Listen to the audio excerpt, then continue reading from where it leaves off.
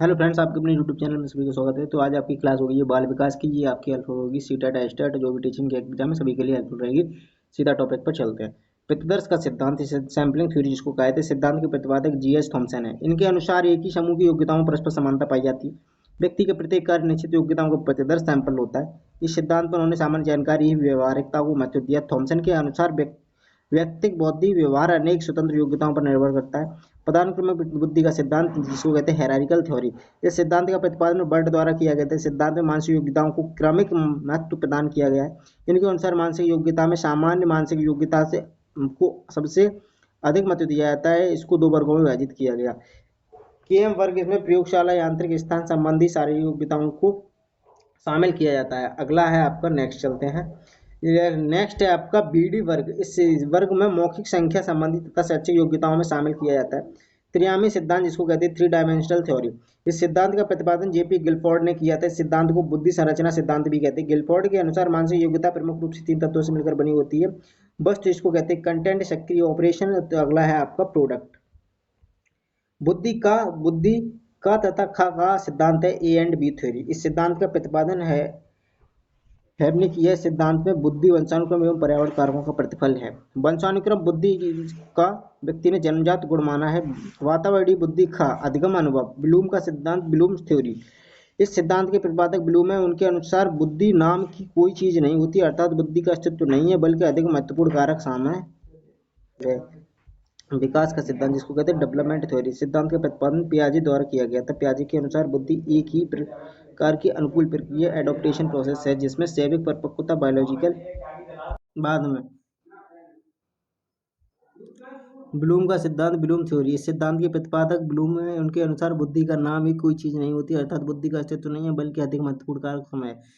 विकास का सिद्धांत development theory, सिद्धांत का प्रतिपादन पियाजे द्वारा किया गया था। पियाजे के अनुसार बुद्धि एक प्रकार की अनुकूल प्रक्रिया एडॉप्टेशन प्रोसेस है जिसमें जैविक परिपक्वता आती है। अगला है आपका नेक्स्ट, इसको कहते हैं मैच्योरेशन। वातावरण के साथ होने वाली अंतःक्रिया सम्मिलित होती है। इनके अनुसार जैसे जैसे बच्चों में संज्ञानात्मक प्रक्रिया का विकास होता है वैसे वैसे उनका भौतिक विकास भी होता है।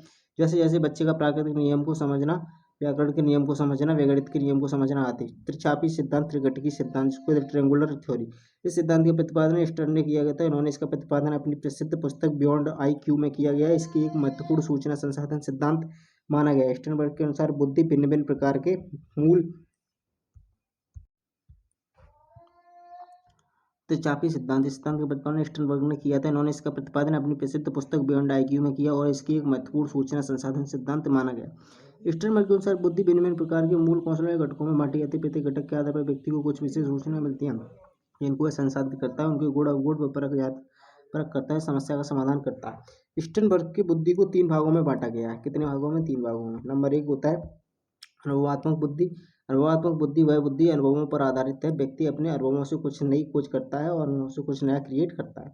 घटकी बुद्धि होती है, जिस कंप्यूटेशन इंटेलिजेंस कहते हैं। घटकी बुद्धि वाले व्यक्ति कल्पनाशील से ही बहुत कुछ सोचते हैं। अमूर्त बुद्धि वाले व्यक्ति होते हैं, ऐसे लोग हर चीज के पीछे कारण जानना चाहते हैं।